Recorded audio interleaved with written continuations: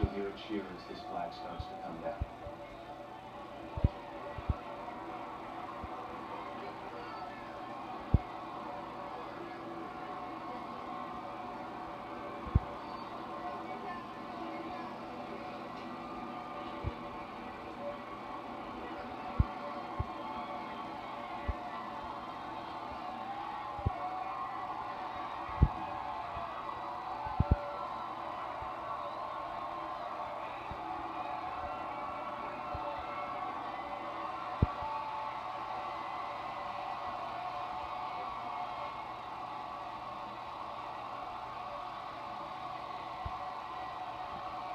Ron Allen, can you hear me?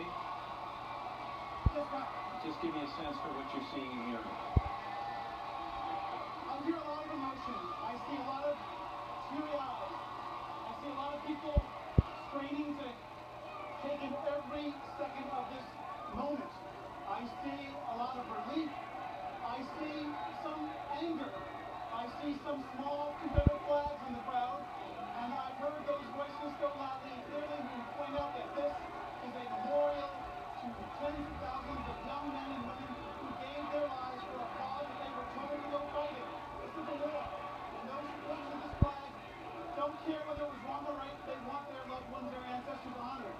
I should point out that the flag on that pole sits in front of a Confederate soldier memorial. It's one of the largest memorials on the State House grounds. And it sits very prominently in the front, so as you drive by the Capitol, that is the first thing you see.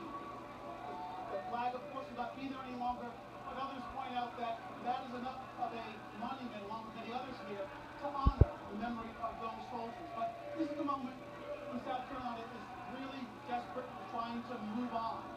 And this is not about public sentiment. Remember, there were major retailers like Walmart, eBay, Sears, others, who came out and said that they will no longer deal with Confederate memorabilia.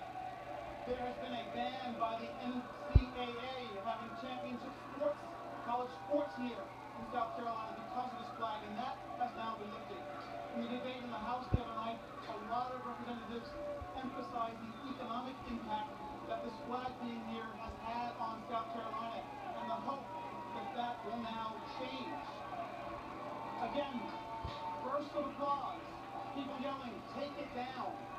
The hope here is that this will move, that this will help this place move on.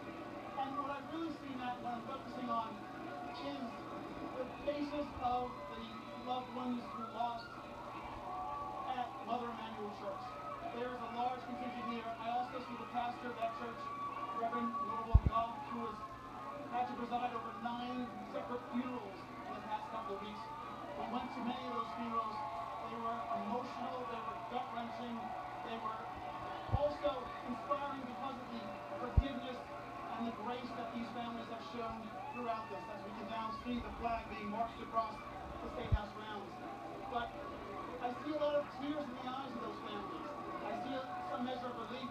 I see also, and I heard them talk about how bittersweet this is because it took the lives of their loved ones to make this happen.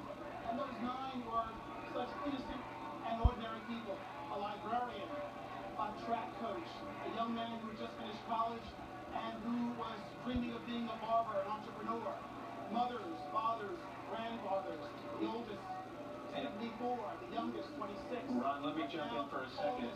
We're watching that flag being handed over to Alan Roberson. He's the director of the South Carolina Confederate Relic Room and Military Museum, and it will then go off to that museum to be displayed or stored from now on, not to be flown at the state capitol again. And Chuck, to bring you back in, we saw Governor Haley there standing on the steps of the Capitol. So much attention on her over these last several weeks, and so much praise, also so much criticism.